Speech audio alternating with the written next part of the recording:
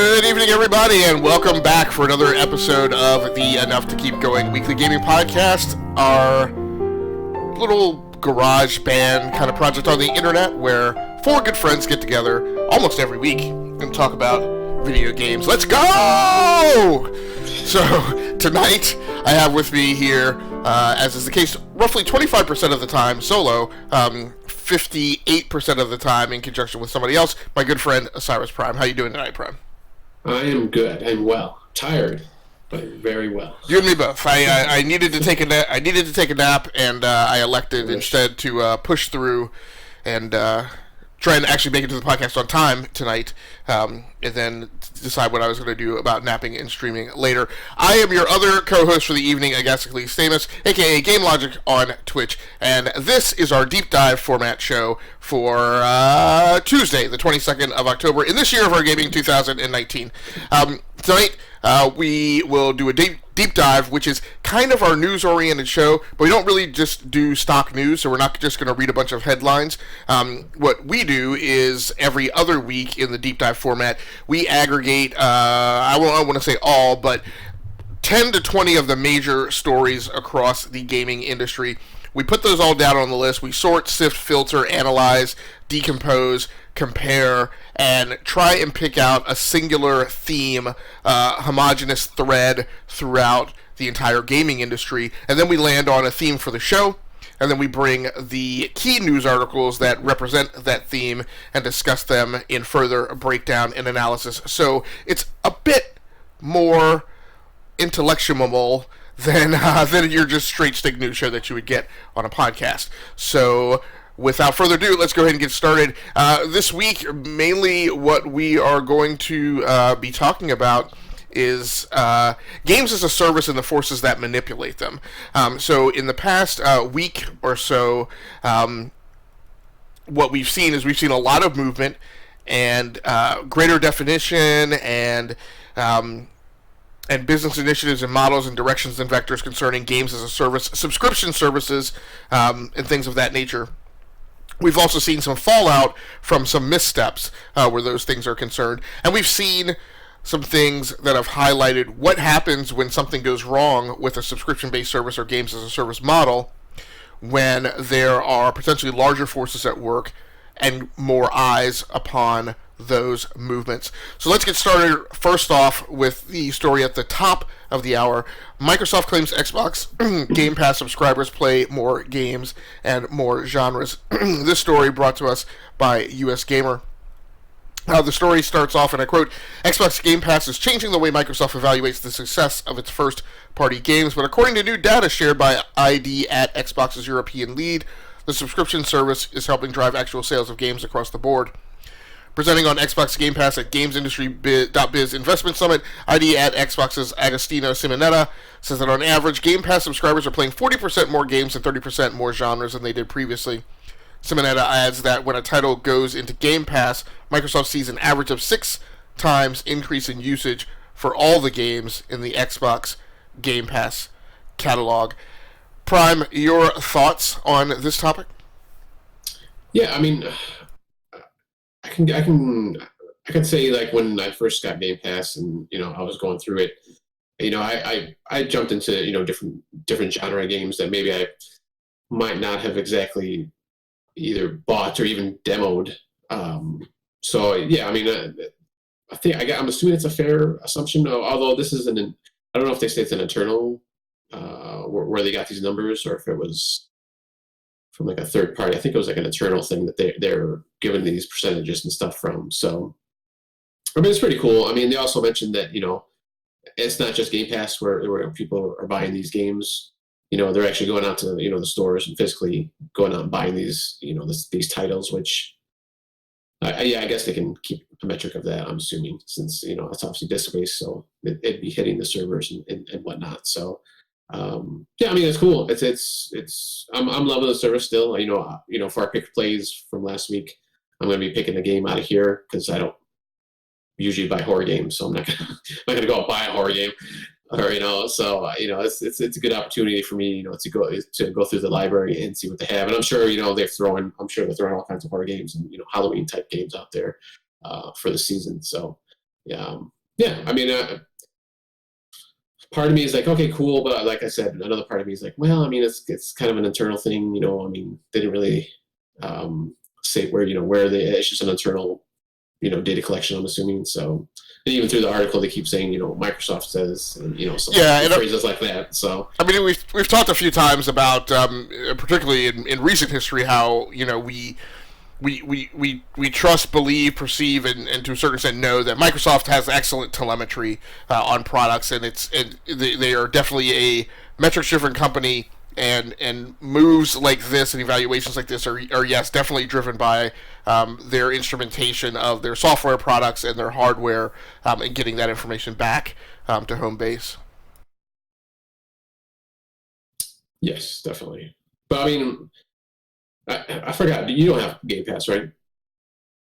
Or Oh do you? no, yeah, I definitely do. I have it on both, Oh, you do. Okay. yeah, on Xbox and I participate on PC as well. Okay. So you got the ultimate package.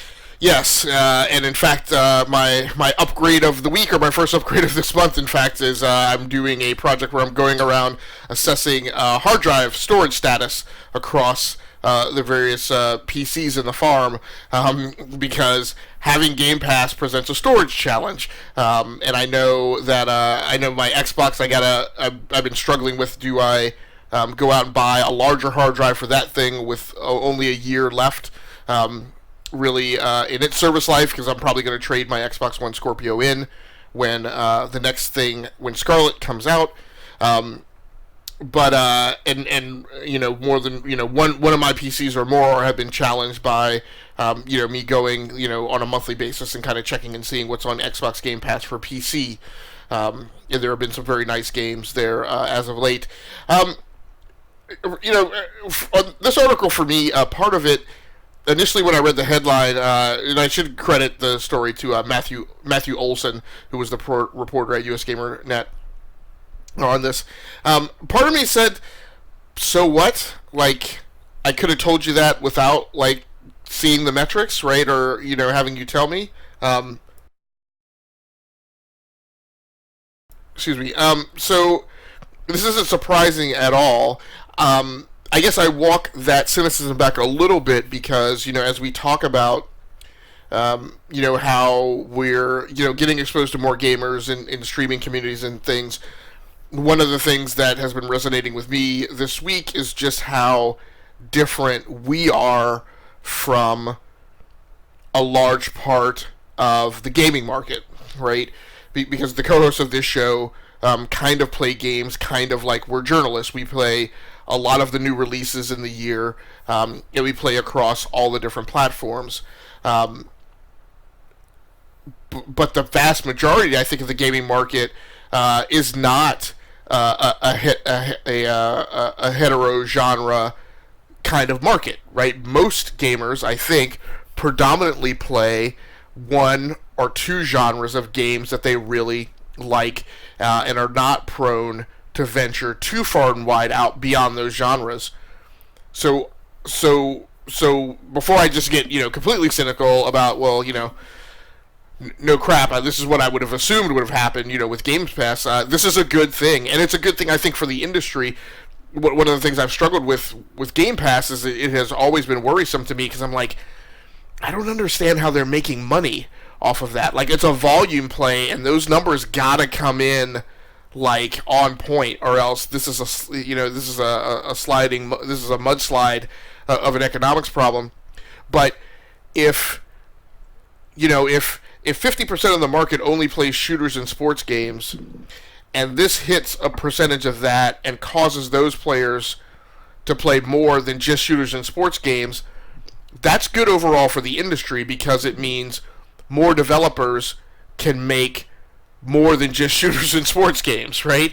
So that to me is a positive. And this is a year in which we've seen a resurgence, in my opinion, in RPGs, coming to things like Switch. We've seen a very large number of racing titles, surprisingly to me, outside of the holiday release season. We've seen a return of flight sims and space sims, and a reason to actually have a joystick or a flight control system, which is just kind of weird to me. which flies in the face of admittedly some of the fear that I've had with the great fervor around battle royale games. So I think this is all part of a grander mix that can hopefully continue and maintain the diversity of games and art that come out of the industry. So this is a good news story. More power to Game Pass. Do you think that this encourages other platforms to do something similar? And maybe more so, do you foresee that this could be so successful that it would cause aggregation? That it might cause some developer or publisher to kind of pool their resources into some type of subscription-based platform, a la kind of what we see in the television industry. Like, for instance, Hulu is a thing that came out of a conglomerate of multiple television networks who got together and said, hey, it would make sense for us to work together and all offer up our content. And so NBC, Fox, and some small number of CBS and some smaller cable companies all got together and formed this company and kind of all contributed their content to a greater good, to sell that off in a subscription model, with each of them taking a cut. Could you see something like this encouraging a number of, could you see like, it's going to be hard to reach for the tier 2 publishers, because but could you see like THQ and Paradox and Maddox games like get together and aggregate and say, hey, we're going to, because Game Pass is good and we have genres who could benefit from this, it makes sense for us to do, Hulu for video games? I would like to see that, because right now we're already seeing, like, we got Origin and we have Ubisoft, which kind of has something kind of going on. I think they're trying to get into a little bit more of that, of their own little system. Obviously we have Xbox Game Pass, and to go back to your first question, we kind of have PlayStation Now, we saw, what was it, a couple weeks ago, how they're trying to get out their PlayStation Now service a little bit more, like, hey, we got new titles, newish titles, and the price is dropping. So I think they're trying to ramp that up a little bit more. I think it would be, I shouldn't say I think it would be better, but I think consumer wise, I think people would like it more if these little companies or even the bigger companies started kind of melding together and doing just the one service, and here's all our games or most of our games coming out in this one service, instead of having to pick, kind of like now with TV, you got Netflix, you got Hulu, you got Amazon, you got Disney Plus is coming up, you got NBC, ABC, they're all starting to do their own thing instead of coalescing into one thing like they used to. So and we saw that obviously with Netflix too, how they pieces kind of splintered off from there, that companies were investing in Netflix, and then they were like, well, you know what, we can do this on our own. So we're just gonna well, once our our contract is over, however they they settle all that back in business, we're just going to go on our own. So I think hopefully it would be better if the smaller companies started to do that. But I think it would be kind of hard, because you have to have that infrastructure in the background. Are they just going to pool it all together? Or are they going to, maybe everybody collapses into Origin or into Ubisoft, or into, obviously Game Pass has their own, mostly the smaller, like the ID Xbox games companies that kind of come in, and not necessarily, it's more like a partnership than, just totally, hey, you can just have all our stuff all the time, So I'm hoping to see, that second, third tier, fourth tier, companies starting to come together like that. But like I said, I don't know, it'd be pretty hard for them to do that. I don't know if you think it's feasible for them to do that, or if they even want to.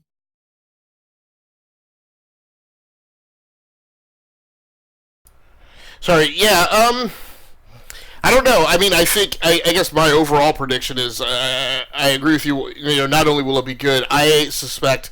Well, and again, it gets hard to assess what some of these where some of these leading vectors are heading. I was convinced earlier this year and throughout a good chunk of this year that mass fervor around battle royale games was going to cause such difficulty in uptake of other genres that the tier 1 publishers, the third party publishers, would be driven to consider consolidation.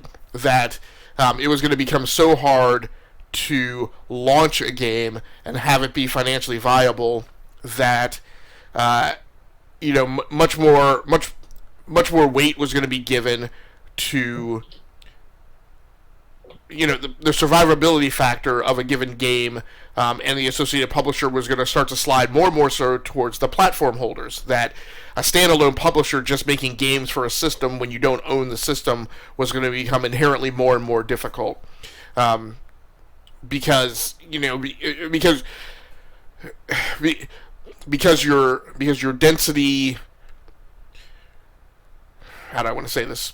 Because the breadth of your base that's required to maintain a large going concern like that would become so constrained that you couldn't maintain a large structure like a third-party publisher, right? You would only be able to maintain a publisher who was sized to do a Fortnite, right, or a PUBG, and that the economic viability of that business model wouldn't allow a publisher to be of a size to do that and maintain a staff to do Need for Speed, right, and some of these other things.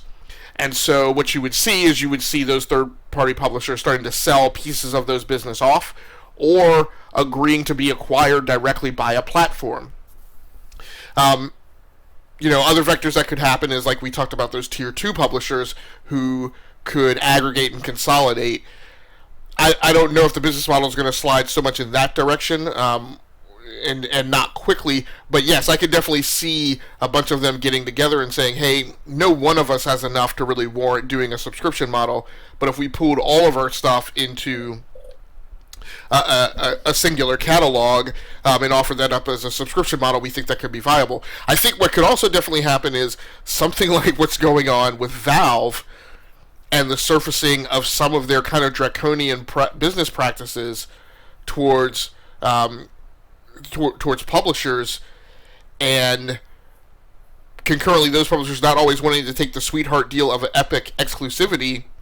What that could lead to, and I kind of don't understand why the industry hasn't gone towards this. I mean, maybe Valve was kind of this model at the outset, but I feel like Valve is like a textbook case of a company that started off like an Apple. They were the darling, and by the time it's all over, they're a Microsoft. And I mean like an old Steve Ballmer Microsoft, right? They have become IBM. They've become this huge monolithic thing that lords over the rest of the industry and, sends tablets down from the mountain and says, thou shalt do it my way, right? So I'll be really surprised if we don't see, I would say in the next 5 years, the rollout of publisher-owned distribution, consolidated publisher-owned distribution platforms and subscription models. Again, like Hulu. You're familiar with like the comic books industry, and you know that you got Boom and Dynamite and IDW and Black Horse and a lot of these tier 2 publishers in the comic book industry you got because creators were tired of doing exactly what Marvel and DC told them to do, so they went off and created their own labels where creators could come with their own creator-owned works and publish on that platform without having to give up ownership of the property. And I could see something like that kind of a model coming out with more widespread uptake in the gaming industry as well. So yeah, it'll be interesting. I mean, good news all around, I would say, for Microsoft with Game Pass. Do you want to talk? You want to talk about Call of Duty? Yes. So, the art director of Call of Duty Modern Warfare, Joel, I might butcher this, Emsley, I'm going to say, Emslie is his last name. He took to Reddit to kind of clear up some what he's calling misinformation and incorrect information that's been coming out lately, that Modern Warfare is going to have is going to have loot boxes coming up in the game. And he said pretty fervently that, no, it's not going to have, for right now, he can say as of right now, that we're definitely not working on any kind of supply drop or loot box system. Now, and this is coming from PCGamer.com. They do mention later on in the article that Black Ops 4 also did not have loot boxes originally when it first came out, but it did eventually came around and did start throwing loot boxes in there. Which I mean, once again, it's just cosmetic stuff in Black Ops 4 at least. Just skins for your player and your guns and stuff like that. Little background images and all these other things that you usually get. So it's nothing, it's not like a super duper ultra gun or anything like that, or like a 5-bang grenade, which they had at one point in there, or not 5-bang, it was like a 3-bang, so it would go off like 3 times. Nothing like that. But they did eventually, put it in there, and obviously people weren't happy about it, but they kept them in there. You could still get stuff in game, but obviously you can still pay for stuff and get these loot boxes. But as of right now, they're saying that nope, we're not working on anything, and we don't have anything currently when the game comes out. So I don't know. This is kind of. I mean, I believe them. Like, let me throw the first thing out there. Why is the art director saying this? Okay, I'm glad you said that, because I was thinking the same thing. Is that the first? That was the first thing that kind of gave it away to me. That like this sounds really fishy. I didn't want to disrespect the guy by saying that it's just the art director. I'm glad you said that, because I literally thought the same thing as I was reading the article. I was reading the article, and then I went back and was like, wait a minute, this is the art director? I was like, okay, that's fine. And I don't say that to like marginalize that individual in their position. That's a very important position on a development team. I don't understand where their lane has anything whatsoever to do with the business model, right? Like why is that not like the producer, right, or creative director, or something. Creative director, if it's a company where the creative director that's their lane. I tend to think of the creative director kind of like we talked about in the story last week or a couple weeks ago, where with the people who were leaving 343 Studios, the creative director to me generally is more so the person who is guiding the story and the gameplay and the mechanics of the game, whereas the producer is the one who's more about schedule and resources and people and staffing and things like that. But and I think also kind of get into some of that program management stuff of coordinating with corporate on what the business model is going to be. This was just really weird to me in how it came across and from who and why. Yeah, even like a marketing person or something. I mean, I would have figured, but yeah, it's the art director. But yeah, I mean, this is their bread and butter right now. I mean, literally, because I don't think Activision has anything else coming out this fall, as far as I can remember. It's just Call of Duty. No, right? I mean, they're essentially Blizzard, Call of Duty, and then mobile games company at this point. Yeah. So I mean, I gotta think they're probably going to put them in eventually. At some point. 6 months, down the line, maybe not even that long, but I don't see it totally being, out of the game, for the whole lifetime of the game, which is going to be a year, obviously, because they come out every year. But I'm assuming they'll put something in there, or they'll call it something different. I'm sure it won't be like a loot box or anything like that, or supply drop. They'll probably think of some other term, but I got a feeling that eventually they'll have something that'll slip in there. So. But for now, hey, you guys are safe. Yeah, this is tough with how this one lands with me, because I mean, I played Black Ops 4. The amount to which I played it was enjoyable. I never played it enough that a loot box system would have bothered me, because I wouldn't have paid into it, and I don't care enough about my own performance and rank that I would have felt like insulted or undone by people who were taking advantage of loot boxes. It's totally a leisure activity for me. I however can acknowledge how, if this is somebody's game, right, how they could be upset by other people getting over with loot boxes and whatnot. Yeah, now that I think about it, they didn't have loot boxes like they do now, but they had, I guess, kind of like the battle pass of Fortnite when it first came out, or maybe within like a month or two. It was pretty quick. And I don't. Yeah, go ahead. I was gonna say which they had, just like Fortnite. They had a free tier, and then they had like you could pay for it. The other tiers. So say like for Halloween, they had maybe like just Halloween colors like purple and orange or something. But then for the the paid tier, you'd get like an actual like Frankenstein costume or something, something like that, something like upgraded, obviously. So I mean, they still had that going on. So I don't understand like the big deal. And this is the same thing as in Black Ops 3 when they did finally in Black Ops 4 introduce loot box. I mean, you can still get loot boxes, from in-game. Obviously you have to play like a ton. You have to grind, as they say, in multiplayer and the battle royal. But you could actually, uncover them after a while, or unbox them, unlock them. So I don't really. I mean, to me, and I've been playing Call of Duty since the first one. It was World War II, so I don't see what the big deal is. But I mean, obviously, people have their problems with loot boxes. So when he says no supply drops, is he saying that you're not going to have the thing that comes by randomly during a match and drops a supply box somewhere on the map? I don't know, because I'm trying to think of, did they actually? Oh yeah, I guess they did have supply drops. I don't know if he's confusing or trying to merge those two together, maybe. Okay. Or if he just misspoke, because that doesn't make any sense. Right. Unless, because it's been a while since I played it, a lot or like continuously. But unless they started doing stuff like in game where they actually did, like here's actually supply drop that has like stuff like skins and stuff that you can get. As far as I know, they didn't have that, but it could have changed. So I don't know. Okay. Huh. I don't know. I mean, so I guess the main thing to kind of bring it back to the theme is, this is a thing that we continue.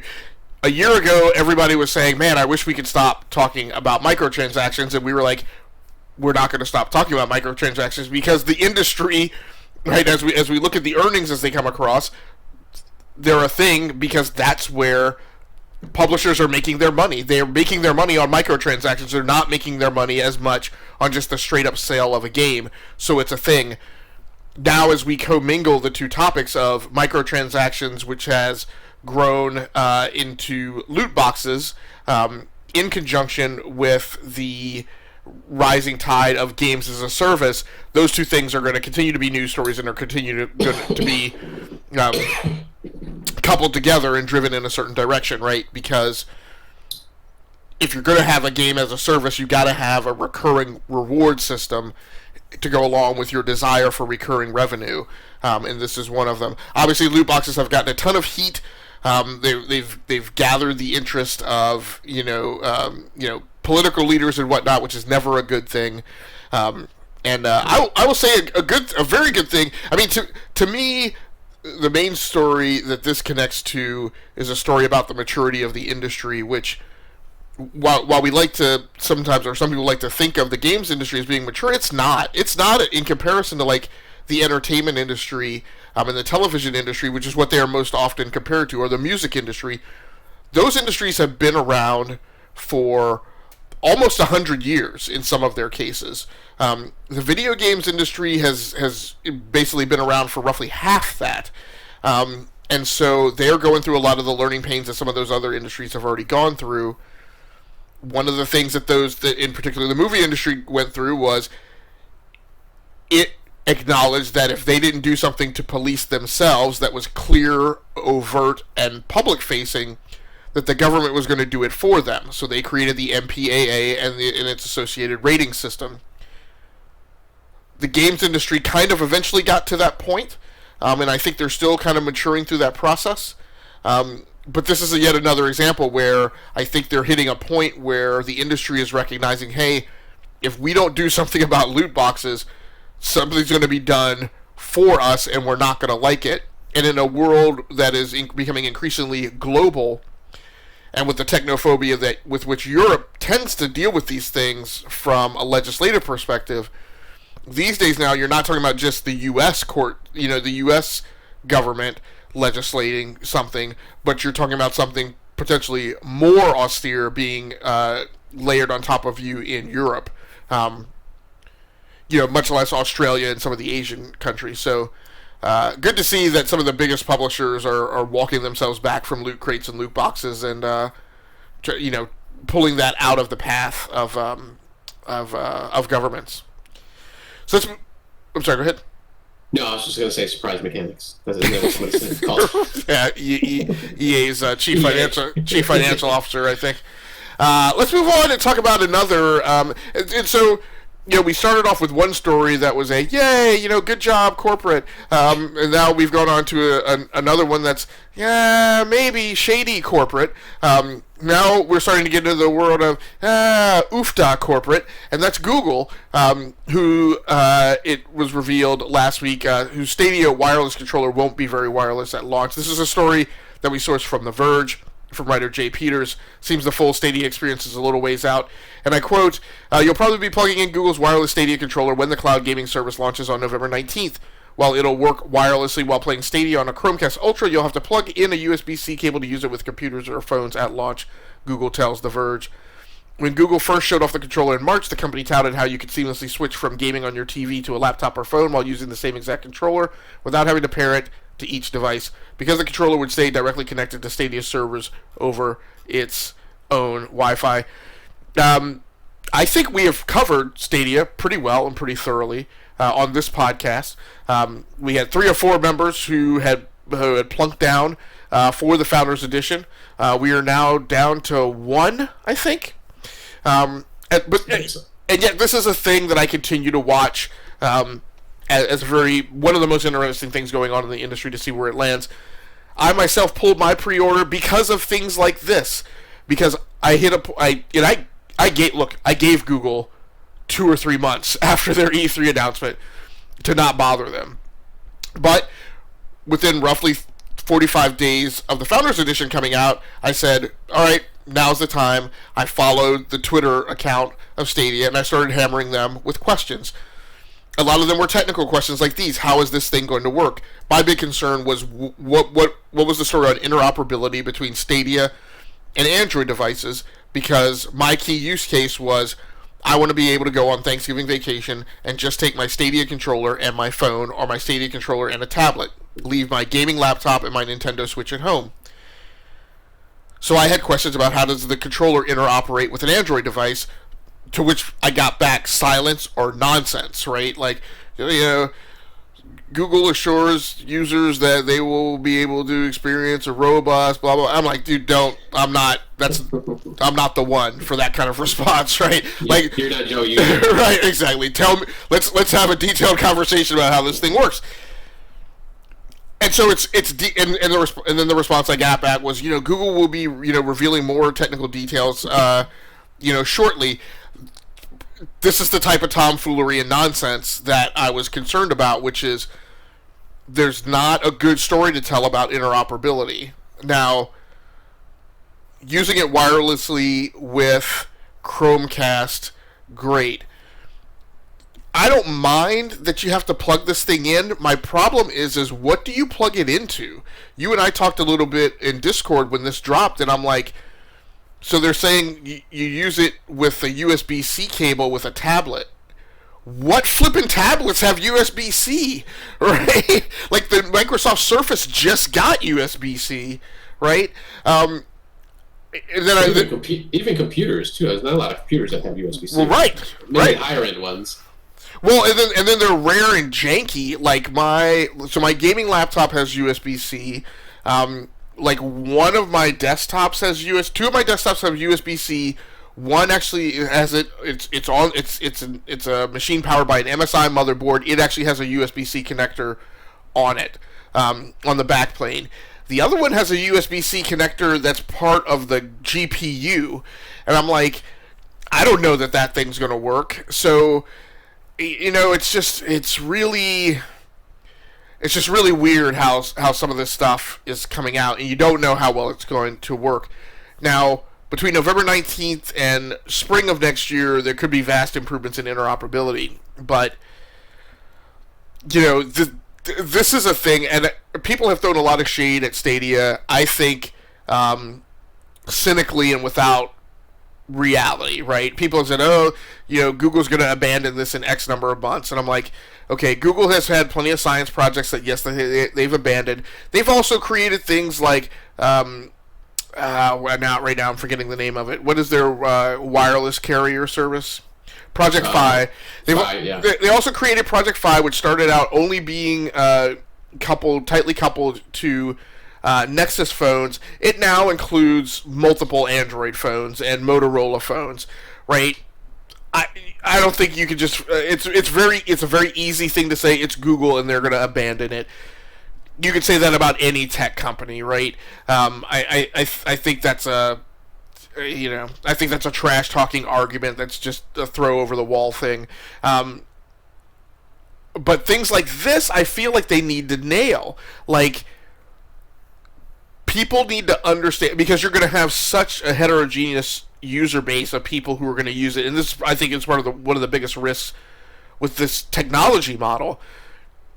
Is it's almost worse than the PC, where the PC has forever been the land of all sorts of different parts have to work together, and somehow, amazingly, right, your computer, which is built on Asus and Intel and EVGA, somehow works in end state in the same way that mine built on ASRock and AMD and Gigabyte do, and both of them somehow amazingly play Apex at 4K 60 frames per second, right?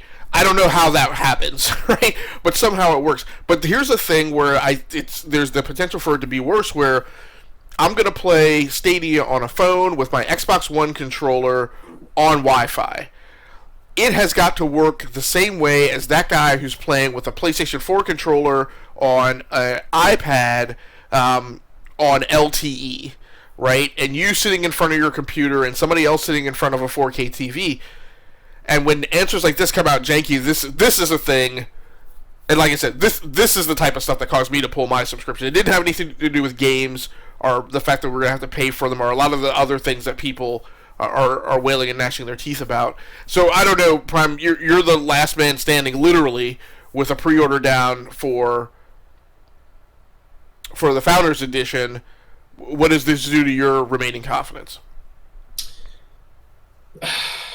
Yeah, I mean, like I said, right now I probably have one laptop, and that was actually from work that has a USB-C on it. And more than likely, like, yeah, I was probably just going to play it on my TV anyways, through the Chromecast. So, I mean, it wasn't super big deal because I guess I do want to test out. I want to test out the various ways you could play this. And to be honest with you, I do have a Pixel phone. So I got a Pixel 3, so that has a USB-C. But I mean, I'm like, like I'm the exception here. I'm not the rule. Like, most people are probably not going to have a Google phone, and just happen to have a machine that has USB-C. So, like I said, personally for me, I'm still going to stick with it. Like I said in the chat, I get my 3 months free, so I'm gonna test it out with that. Let's see. I want the service. I want to test out the service and see. This is all. This is a raw deal that for some people, obviously, because you can only use, only be able to use this in certain places. That's fine. I mean, I'm okay with that. There's some other things that actually just came out today that I put up on the news. If you want to check that out. And I was going to do it earlier, and I got busy, so I wanted to kind of link it into this. But so what they're saying is, basically, it looks like founders, and maybe not even all founders, are going to get actually Google shipped to them. Get the Google Stadia kit, so it's the controller, the Chromecast, all that stuff. They're going to get it more than likely. But then they have that I think it was called the Premier Edition that came out maybe last month or even just a few weeks ago. But those people, they're probably not going to get theirs right away. So I mean, that's kind of shady, I guess. I don't know. So is that the second wave in the lower level? That yeah. So you don't get I think you don't get like the free buddy pass or whatever. Right. And there might be like one other thing that you don't get. But yeah, so that was like the next kind of the next tier down, more of a launch tier down. Okay. So are the Founders Edition still available, and they rolled out that second tier, or is it because the Founders Editions were sold out? I think they had sold out, if I remember correctly, of the Founders Edition. So I'm assuming that's why they're like, oh, we got to get some, more sales or whatever their thinking was. So they released that Premier. I think it's called the Premier Edition, if I remember correctly. So it's I don't know. It's just that kind of when I was first reading it, and that was coming from the that was a Twitter post, but that was coming from the Verge also. That they I guess Google was talking with the Verge, and they mentioned that about the founders and Premier Edition. So I mean, I don't know. Like I said, I think I'm just gonna do my 3 months and just see how the actual service itself works, and is it stable, and what I really wanted to play on there was just like multiplayer games, which I don't know, like those first few months, if there's going to be like a whole, a lot of multiplayer games that come out. And I think there might be a few, but stuff like, let's say District, not District, what's it called? Division, which, it's not twitchy kind of gameplay. It's a little bit more methodical and stuff like that. So, and maybe, what's the other Ubisoft Tom Clancy that just came out? Ghost Recon Breakpoint. Ghost Recon, yeah. So I mean, that's that's not super fast action. It's still it moves around pretty good. Playing it, but still, yeah. So as of now, it doesn't appear that Founders Editions are available. You now order the Premier Edition, which gets you the Chromecast Ultra and 3 months of Stadia Pro. Which, if I remember correctly, Stadia Pro is the premier tier that gets you everything, including the 4K 4K HD stream. I think Destiny 2 comes with that one. Yes, but like you mentioned, it doesn't give you the Buddy Pass. You can still buy an additional controller. Amazingly enough, they still have Wasabi controllers available. But yeah. So, yeah, we'll see. Yeah, it's starting to chip away at me. All these little news bits now. It's like, I don't know. Well, I mean, I'm assuming I already paid for it technically. I don't think they actually charged me yet, but I guess I could always pull out if I wanted to. But I'm going to stick with it for now. So just so at least one of us has, Yeah, in aggregate, it's not a great news story. In conjunction with one of the things that I was waiting for is I was kind of waiting around. I was kind of geared up to do a new phone this fall, and I was eyeballing the iPhone 11 or the Pixel 4. At the end of the day, I resolved to not get either of those. But the cost model of the Pixel 4 was really disappointing. And then the primary reason I would have gotten a Pixel 4 would have been, my big thing was, if I was going to do Stadia, I wanted to be able to play it on a premier Google first-party device, right? I wanted to play Stadia on the best hardware possible.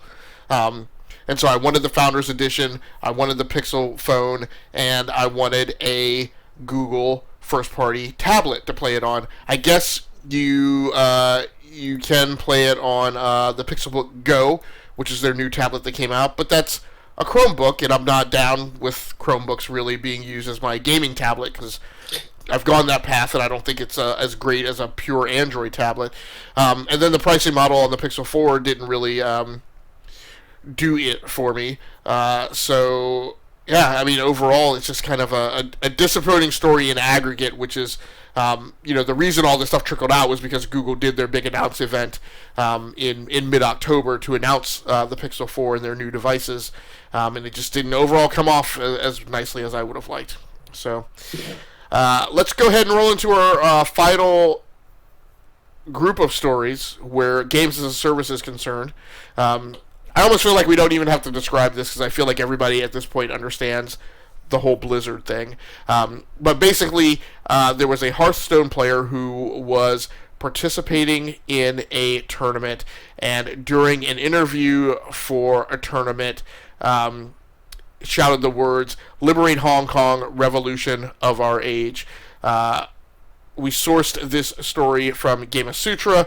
The reporter was Chris Kerr. And so to quote the core article, during the interview, which has since been pulled from official Blizzard channels, but has been circulating on social media, the Hong Kong-based Blitzchung, who is the name of the streamer and player, Hearthstone player, appears in a gas mask and goggles and exclaims, "Liberate Hong Kong, revolution of our age." Everything that's been swirling around is about how Activision Blizzard has handled this. The player was initially banned for 12 months. Yep. Yeah, banned for 12 months, and any associated revenue from that season or that duration of time that he had already earned was also either withheld or pulled back. They have since, I think, gone back and reduced the duration of the ban to 6 months, and conveyed no financial penalty, so he'll be able to retain any earnings that he's earned to date. And the ban has supposedly been dropped to 6 months. The other part of this story that goes along with it, so obviously Blizzard is also in the walk-up to BlizzCon, which happens the first weekend of November. They obviously had the community misstep last year with word getting out that there was a impending Diablo announcement, and what was announced wound up being a mobile game, which didn't really sit well with the Blizzard community. God bless your souls. The big story in the news cycle is that they really needed to hit a home run with this upcoming BlizzCon. Now they have trudged through cow manure with this particular issue. Obviously, Activision Blizzard, part of many shares are owned by Tencent, which is a very large Chinese conglomerate, which financially kind of has their fingers in a lot of going concerns in terms of game publishing. Activision Blizzard, Epic, and several other companies. The other thing that came out of this is then Activision Blizzard CEO Bobby Kotick also received a letter from several United States senators and representatives. And I mean, this aggregation, we're going to try as much as we can to not hone this in on politics, but this particular assembly of senators and representatives who wrote this letter, this is literally like what the mayor was talking, or what Bill Murray was talking about in Bill Murray or Dan Aykroyd, I don't know which Ghostbuster it was. This is literally what they were talking about: biblical proportions of dogs and cats living together, mass hysteria. This particular cast of characters never works together on anything. So this is Senator Ron Wyden, Marco Rubio, and Alexandria Ocasio-Cortez, Mike Gallagher, and Tom Malinowski. So a conglomerate of 3 Democrats and 2 Republicans, but most notably pitting arch enemies Alexandria Ocasio-Cortez alongside Marco Rubio. So you're pretty significant if you're an evil so great that you can cause the 2 of those to work together on anything. Prime, I'm going to let you go ahead and get started with voicing your opinions and breakdown of this. Yeah, I mean, I had heard about the senators, that they that they wrote the letter, and obviously they were doing tweets and stuff like that. I didn't realize it was, like you said, it was like the two, opposing forces all of a sudden like, oh wait, hold on a second, we're gonna stop for a second and concentrate on this. So I didn't realize they had gone that deep into it. But I mean, it's just, and I had to go into this looking at it, kind of in both sides. Like, yeah, what's his name, Bliss Chung. And he even said, he's like, you know what, I'm probably getting in trouble for this. I'm probably gonna get banned, but I did it anyways. This is what I'm standing up for, and I respect that. But on the other side, obviously, and this is just like pure both sides. Like, on a business standpoint, Blizzard's like, hey, we made these rules. You got to enforce them. I mean, come on, though. I mean, really. I just don't know what they were. I mean, I guess they have to uphold their rules and their policies. I mean, obviously, they set these rules. It wasn't something they just like spun up all of a sudden, for during this tournament or during this season, as they call it. I'm not too familiar with how the Hearthstone, esports seasons or whatever how they they come about normally. But it wasn't something they were all of a sudden on the spot. They're like, oh yeah, we just wrote this up and you violated it. This is something obviously that was in their books and in their contracts. I'm assuming they do contracts with these people and these groups, these teams. But I don't really know. I mean, I haven't gone too deep into this. I've just kind of read like the headlines and a little bit of the stories here and there. But my first reaction was, oh, here we, another, big company, they're, putting down somebody and all this. But I mean, it's just hard.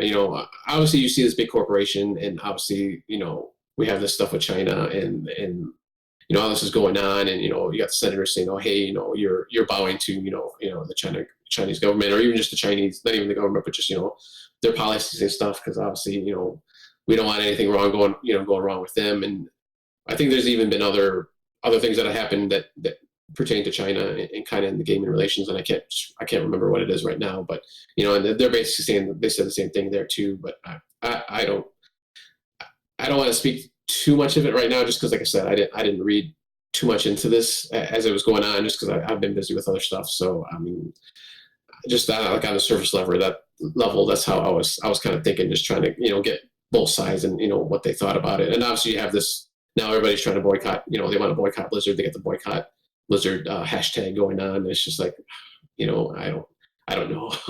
It's just so much going on. It's just different parts of it that it's just, I don't know. It's just odd that something like this came out. And I don't know if it was more than, because obviously people have been banned in the past, and obviously it wasn't, it might even been because of, politics or something like this. And I don't know if it's just blowing up now just because of the state of, what's going on in the world and, all that. But I don't know. What are your thoughts?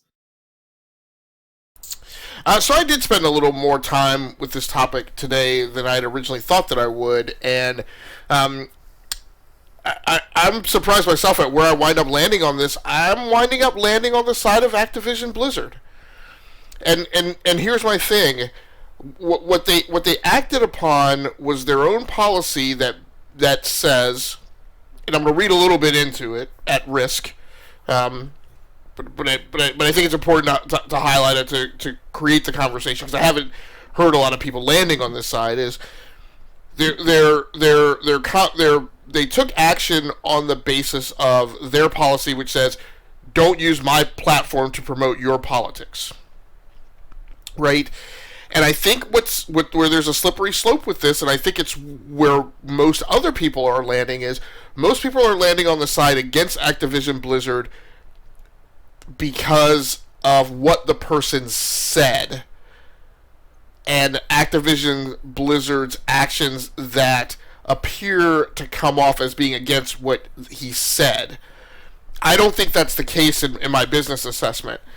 My sense of it is that it's not what he said, it's that he said it. And he could have said something that was pro-liberate Hong Kong or anti-liberate Hong Kong, and he would have gotten the same punishment. And I feel like that's appropriate.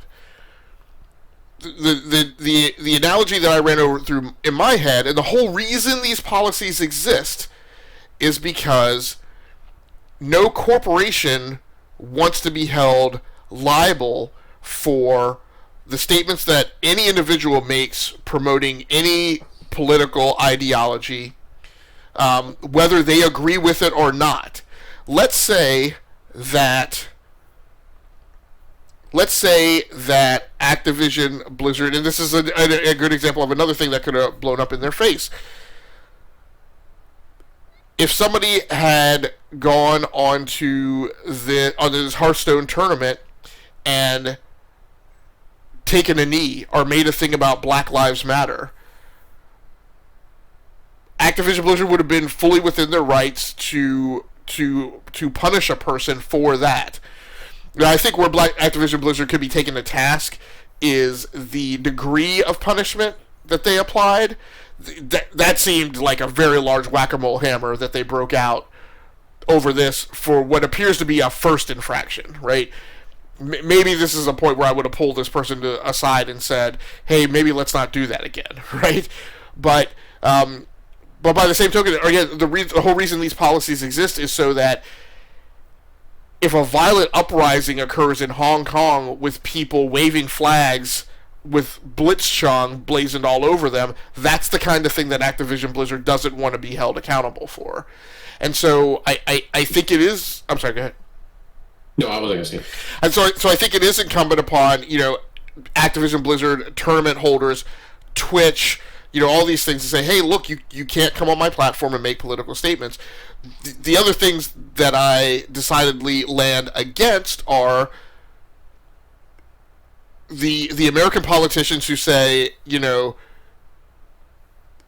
are doing something that is anti-free speech. Again, I'll come back and say it to them just like I say it to everybody else. It's not free speech on my platform. I'm not a government entity. I have no legal basis to let you say whatever that is that you want to say.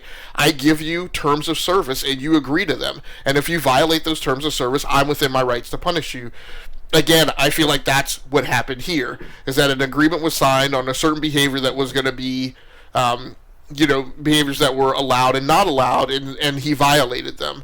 The last thing I'll say on it is why I land right now on the side of Activision Blizzard as well, is to a certain extent the hypocrisy of the American politicians, in that, and I'm just lumping them all together. So I'm not doing Democrats or Republicans. I'm not doing Congress versus the judiciary branch versus the Justice Department, blah blah blah.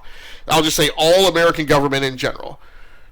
This is what, to me, you can't do. You can't rail against American tech and jump up and down and say things like, Apple, you have to allow us to get into private citizens' phones and unlock them and do what we say we want you to do because it aligns with American beliefs. But Activision, we don't want you to enforce your policy because we disagree with those Chinese beliefs, right? You can't make it case by case, and you can't make it you can't make it partisan, right? In the global sense. If you're going to say U.S. companies, what you have to say is you have to say U.S. companies have to either should allow political statements on their platform or should not allow political statements on their platform. I don't think what you can say is American companies should allow political statements on their platform if they are anti-communist or anti-socialist, but shouldn't allow them if they are anti-democratic, right? And that's essentially what these guys said. What these guys said is, you should allow this because the person spoke out against China, not you should allow this because this person was making a political statement. Again, the analog I ran through my head was, if this had been a German who had come on and said something fascist and anti-Semitic and had been punished, would these U.S. senators have flown a letter to Bobby Kotick? I'm pretty sure they wouldn't have. But it's the same thing. And so if you are going to allow one, you have to inherently allow another. You can't pick and choose and make it... You can't pick and choose and lay upon a non-political institution a mandate to support a specific political agenda, just because it suits your current needs and desires. Yeah, I mean, you got to think that Blizzard and Activision were just like, all right, we have to do this, but should we be doing this? Because they obviously knew what was going to happen. I mean, maybe not to the degree of like senators and people getting involved, but they probably thought okay, we're going to get a wave of flack on Twitter and Facebook, whatever it is. But I think I don't think they thought it was going to go as far as it has gone now. And like I said before, I was looking at both sides, and just like you were saying, I mean, and like I said, it's like Blizzard had these policies, so I mean they have to enforce them. Otherwise, you just do whatever you want. I mean, you might as well just not even have the policy. So, I mean, it's tough on both ends. And once again, like I said, the guy knew. He said, I was reading somewhere, I don't know if they said it in this article, but there's some other article. Another article I know I had read when it first came out. He's like, I know I'm going to get, in trouble for this, and but I'm going to say it anyway. So, I mean, he knew it was going to happen. So, I mean, I don't know if you can, I don't want to say cry for him, but just be sad for him and be just like, oh, you can't do that, But I mean, it is what it is. I mean, they have to abide by what the policies are set. So, I mean, I thought they only gave back part of the money, unless that changed again. I don't know if they have to give back everything. And they may have. And look, I'll make a point to caveat. My summary of the events and what's going on. To me, I've been less wrapped around the axle about whether it's a 12-month ban or a 6-month ban or whether or not, like, to me that wasn't as important as the politicians can't pick and choose when it suits their needs and then, and then cast it off when it's not, and some of the other matters. I think it's going to be interesting to look back at this like a year from now. I mean, today, I would take the polarizing side of, to force the conversation. It's possible that Activision Blizzard did the more courageous thing by saying, we're going to take heat for this. We're going to create a lot of ire. Our revenue could be impacted. But the right thing to do for us as a platform holder and a business is to enforce our policy. Because while on the inside our own political and moral beliefs might align with this person, what we have to think about is, what if this were the opposite, and what would we do? And if we don't behave in a commensurate fashion, then we are becoming political, right? Then we're becoming people who pick and choose when it suits our needs, which is the definition, right, of a political agenda. What we have to do is we have to enforce a standard and make it agnostic to the political beliefs of the person who sounded off. What it does set them up in good stead to do is it sets them up in good stead where, when there's that anti-Semitic thing, they can then enforce that punishment, and they won't be asked questions of, well, why did you do it to this person and not that person? Yeah. One of the things the other thing that I find curious is, again, one of the things that Blizzard has to be aware of and think about is, look at what Twitch has been doing. Like, so in comparison, when I look at Twitch and some of the tomfoolery that they've done, right, in allowing people who make large sums of money to go unpunished versus what Activision Blizzard did, I mean, and again, behind the curtain, then you're going to get people who go, well, throwing a cat isn't as big a deal as, trying to save the lives of dissidents in Hong Kong. Yes, I get that. And look, I don't condone what's going on in Hong Kong. It's a very sad thing. People should be doing something about it. All I'm talking about is what tech businesses in the West and in America should do, and how they should approach it in a very isolated fashion.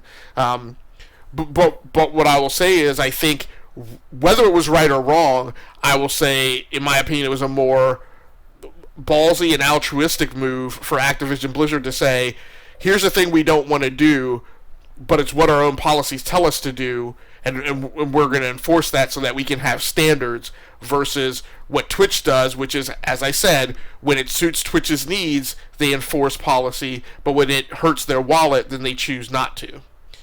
It's an interesting set of case studies to compare, and it'll be interesting to see, like I said, how we swing back on it in a year. I think we've been saying that a lot this year. Like, let's wait a year or two on. Let's see what happens with this. It's like, I just noticed that now when you said that. Like, man, we've been saying that a lot. A lot of stuff going on. I mean, I don't want.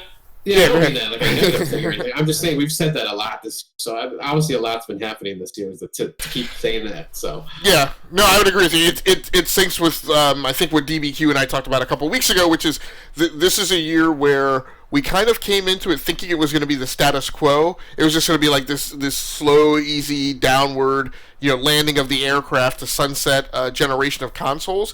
It has been anything but. It has been an evolutionary, catalytic series of moves and decisions and incentives and vectors of people, kind of trying to reset the table for what they think is coming in the next generation. And yeah, it's very hard to read the tea leaves because, well, again, this situation typifies it. Twitch is kind of faced with a similar problem and handles it one way. Activision Blizzard is faced with a similar problem and handles it in a complete opposite way.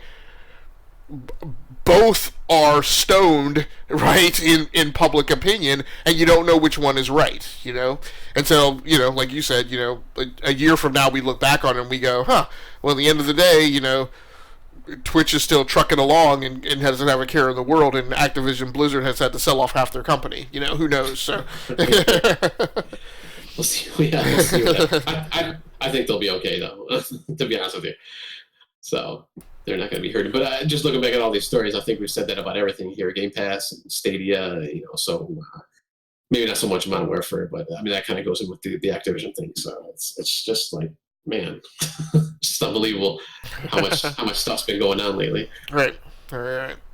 And again, same thing. These are the last 3 months of the year. They're supposed to be relatively quiet. We think that not a lot's going to go on, and it is controversial and busy as usual in a way that's different than even 2018 was at this point in the year. So, very interesting. Well, look, we're going to go ahead and close up shop. I think we're not too bad on overall time for the episode, but we are running late in terms of the 24-hour clock in our own schedules. So, thanks everybody for joining in. We certainly appreciate it. Please come back next week to listen in to our Gamer Experience episode, which I think will be very interesting, because we're going to be talking about having played some spooky or nightmare or scary games. I think that those are all, in a very nuanced way, different things, and I'm very curious to see what the co-hosts come back with to report out on from their Picks Plays assignment to play something that is commensurate and characteristic as we make the approach